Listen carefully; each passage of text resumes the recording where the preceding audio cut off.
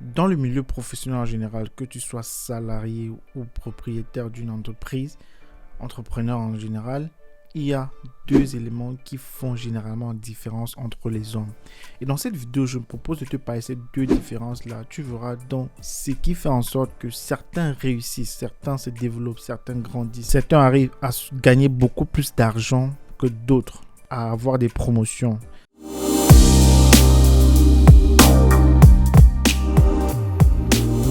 Salut, c'est Sandy, bienvenue sur ma chaîne. C'est la première fois que tu passes par ici. Ici, je parle d'entrepreneuriat, de développement personnel, de business, de mindset. Bref, plein d'astuces comme ça pour t'amener à sortir de ta zone de confort et atteindre tes accomplissements.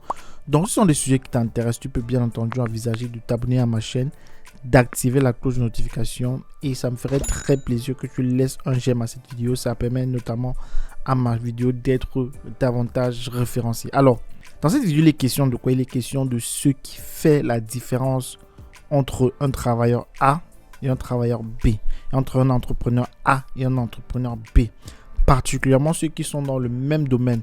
Qu'est-ce qui fait aujourd'hui, par exemple, que les gens se tournent davantage vers Apple et les marques Android sont davantage délaissées? Et cela se répercute dans plusieurs domaines. Qu'est-ce qui fait aujourd'hui que les systèmes qui offrent par exemple la malbouffe se développent davantage alors que ceux qui viennent proposer la nourriture saine ont du mal à évoluer dans la concurrence? Alors la principale différence entre le salarié A et le salarié B, c'est d'abord et avant tout la valeur qu'ils apportent sur le marché.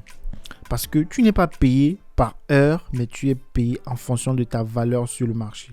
Parce que comment expliquerais-tu que quelqu'un qui a eu le même diplôme qu'une autre personne touche un salaire bien supérieur à une personne alors qu'ils ont eu le même diplôme, parfois même de la même univers? Parce qu'on s'est rendu simplement compte que l'autre travailleur est beaucoup plus compétent que l'autre. Mais maintenant, certains se limitent en pensant qu'il n'est pas possible en fait de développer cette valeur qu'ils apportent le marché. Il n'est pas possible d'évoluer dans ce sens-là. C'est la première erreur que les gens font en général quand ils sont salariés quelque part. Et généralement, même les entrepreneurs, quand ils sont face à la concurrence, ils ont tendance à parfois penser qu'ils ne peuvent pas le faire. Mais si tu prêtes attention, si tu es très attentif à la concurrence, tu vas te rendre compte que le secret de leur évolution est simplement sous tes yeux. J'aimerais partager ici avec toi deux choses. Alors, deux choses qui vont te permettre de comprendre comment, dès aujourd'hui, tu peux toi-même envisager de grandir, d'évoluer dans l'entreprise dans laquelle tu te trouves, d'évoluer en tant que business et de ne pas stagner, d'éviter le statu quo et comme ça d'atteindre plusieurs accomplissements que tu t'es souhaité en début de carrière. Alors la première chose, c'est travailler sur la valeur. Alors il y a deux formes de valeur sur lesquelles tu devrais travailler dès aujourd'hui. La première forme, c'est ta valeur personnelle. Alors en tant qu'individu, qu'est-ce que tu es capable, sur quel aspect de ta vie est-ce que tu es capable d'évoluer pour permettre à l'entreprise dans laquelle tu travailles de te faire davantage confiance? Sur quel aspect est-ce que tu es prêt en tant qu'entrepreneur de travailler pour que tes clients soient davantage satisfaits du produit? Et comment travailler cela? Si tu observes autour de toi, tu verras qu'il y a plusieurs manières, plusieurs choses sur lesquelles tu pourrais davantage investir du temps pour comme ça te développer. Prenons par exemple le cas où tu es au travail, tu te rends compte qu'il y a un collègue qui généralement prend plus d'initiatives que toi.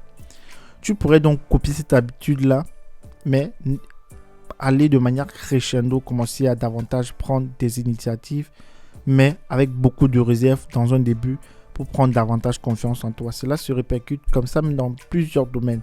Si tu es peut-être dans le domaine de prestation de services, si tu es par exemple dans le domaine du e-commerce, tu pourrais par exemple regarder les commentaires sur les feedbacks que les clients donnent par rapport à un produit pour pouvoir voir comment toi est-ce que tu peux naturellement améliorer cela et apporter beaucoup plus de valeur à ce produit-là. Et la deuxième chose qui fait grandement la différence entre une personne A et une personne B, c'est les actions que les gens prennent.